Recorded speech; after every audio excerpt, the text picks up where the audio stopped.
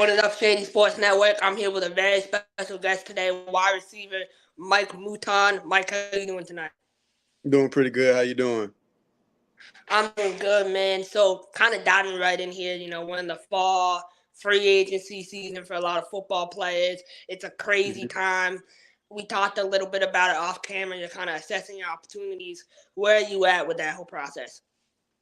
Right now, I got a couple Arena League teams talking to me. I'm talking to a team in the IFA, and I'm talking to a couple teams over there in Germany. For sure. And all those leagues are really established. So, when Oh you yeah. sit down and make your decision, what is the deciding factor, you would say? Really, to be honest with you, my deciding factor really just comes from God. Like I really just sit down, I pray about it, and see wherever He guides me, and He'll give me a sign to go where He wants me to go. Without a doubt, I totally agree with you. It's important to be in tune with your faith to make difficult decisions. Kind of fast forwarding here, you had the opportunity to play over Brazil. You got to experience overseas culture, which for a lot of guys at that young age is very difficult to go Mhm. overseas. How were you able to take full advantage of that opportunity? Honestly, like when I went over there, I just took it serious because this is something I've been wanting to do my whole life. Like I'm I would say I'm a pretty smart student athlete. So I mean I graduated with a 3.7. I'm in grad school right now, about to graduate with my master's. So of course, it's important to get a degree, but at the end of the day, like football is all I know. That's all I really want to do. The degree and all that, that's just a backup plan. So if without football, I wouldn't know what I would be doing. So I take full advantage and I take everything to do with football very serious. Man, you hit it right on the nail. That's super important. It already sets you apart from a lot of your peers. 3.7 GPA, I got to talk about that. The level of attention to detail you must have in the classroom. How do you manage to keep that high GPA with playing football at the same time? All right. So I had in high school, my senior year, I had an English teacher, and he told me when he was in college, he used to be competitive in everything, even in the classroom. And I never thought about that in high school. I mean, in high school I had okay grades. I mean, I didn't care. During football season, I had good grades. After football season, they went down because I didn't care about being at school really. So got in college, and then so when I got there, I had really good teammates. When I got to my first school, Arkansas Baptist, I had really good teammates that couldn't play because they had bad grades, so they were ineligible. And so I know me, how my mindset was at a young age. I was like, bro, if I can't play football, I'm not going to be at school. So first semester went by, ended up getting honor roll, and then so I was like, all right, let me do what coach said, and let me try to be competitive with it. So I ended up getting dean's list. So when I got dean's list, I was happy. My mom was happy and everything. So I got dean's list again. So the second time I got dean's list, I saw a lot of my teammates got dean's list too. So me, that competitive factor kicked in, and I was like, nah, I gotta get president's list now. Nah, I gotta get president's list. Too many people got dean's list now. So I ended up getting president's list and just kept on going from there. And yeah, my mom, she makes little jokes all the time. She always says that she wishes that I took my grades as serious in high school as I did in college, because in college, like if you saw my grades from high school to college, you'd be like, oh man, this dude's a genius. That switch flipped. And that's sometimes all you need. You just need that light bulb to kind of keep you propelling going at the high rate that you want to go at.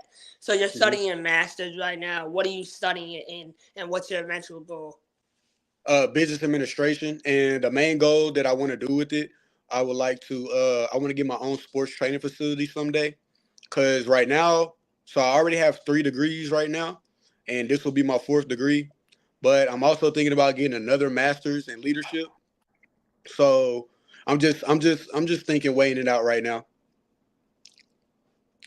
Man, you're putting up numbers on and off the field. That's so awesome to hear that you take so much pride and passion with your education.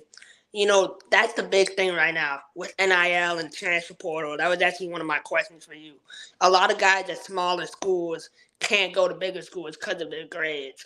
What is your Right. biggest piece of advice for current athletes that are in college, and what is your opinion on transfer portal?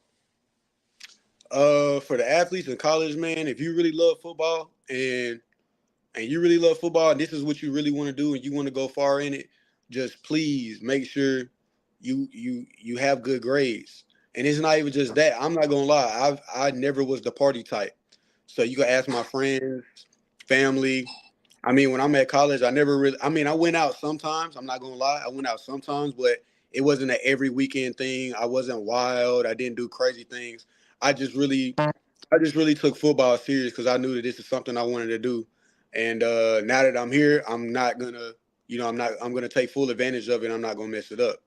As far as the transfer portal thing, it's a funny story. So when I entered the transfer portal for my grad year to go to, my last school I played at Waldorf University, and but I had got Division I school I was talking to and some D2s, and so the Division I school I wanted to go to was Houston Baptist, and I was talking to the coach or whatever, and some things, the transfer portal is all different. You never know if you can go into a D2 or you can go into a D1 and you're a smaller school guy, but they may bring in a guy from Bama or Arkansas or just a higher Division I, and you're at a small and you came from a smaller school, and automatically they're gonna put that guy ahead of you. So I mean, I don't know. My opinion, I feel like these young guys, they're a little too spoiled.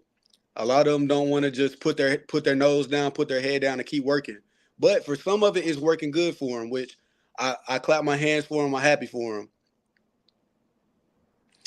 I try to send all those young cats overseas so they really understand the struggle of having to grind, because in college they kind of get it handed to them, Yeah, with yeah. the NIL and everything. I think it for guys like you, you're grinding every day to make your dream come true, but you're also getting done off the field. And I think it's important for athletes to have that sense of urgency. Coming up on my couple final questions for you.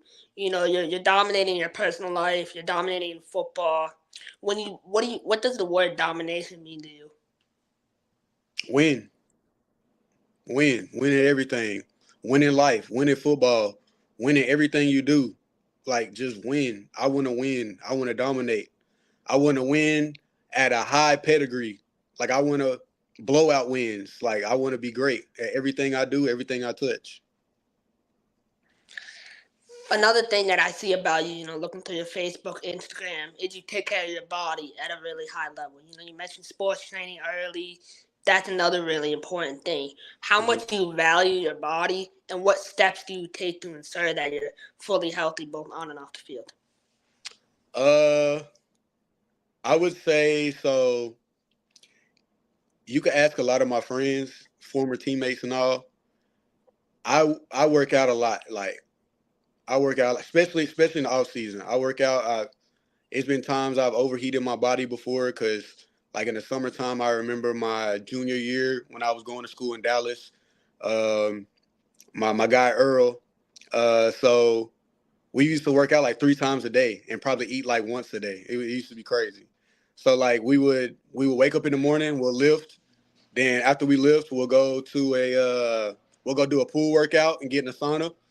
And then after that, we'll go to the field and run routes. So I mean, I don't know. I drank a lot of water, and I just kept pushing, man. It's just I love working out too. Like seriously, like it's weird. Like I can't go a day without working out sometimes. Like on the weekend, I rest my body, of course, but Monday through Friday, like I'm getting after it. I would say sometimes on Saturdays, I'll probably go like just run some routes. That's it. Or I would probably go run like some tempos. But I'm not gonna lie. Now on the nutrition side, Ultra versus science. That's probably not the best idea, but I mean, I pretty much eat whatever I want, and I just work out. I just work out really hard. I respect that, though. Honestly, you have that freedom where you can eat what you want. I know you kind of want to change that, but it's Yeah. important that have fun in your life and experience different foods. Well, Mike, it's been great having you on. You're the definition of a professional. You're so well spoken. My final question for you is: where do you see yourself in the next 3 to 5 years?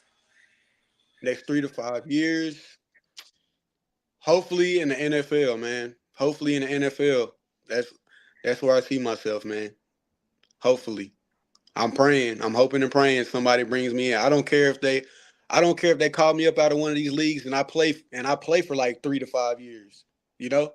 At least I played in the league. At least I was on the team. So I'll just be blessed and thankful for that opportunity. Well, you seem like someone that's going to take full advantage of whatever opportunity comes your way, and I think it's going to pay off for you in the long run. So I wish you the best of luck in the rest of your career, and I look forward to watching you in 2024.